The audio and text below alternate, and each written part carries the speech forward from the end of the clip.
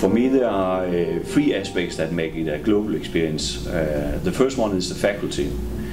For me, the faculty means that the professors must come from a variety of countries. They must have broad experience professionally, not just as educators, but of course also the fact that they come from a variety of high-level educational institutions, and having been taught there themselves is of course of utmost importance for a global.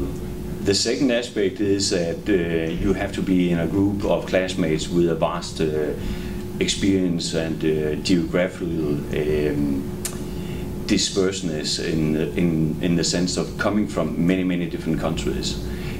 Also the fact that one's classmates have actually worked in a number of different geographical locations, and thus having worked with different cultures is of extreme importance for a program like this.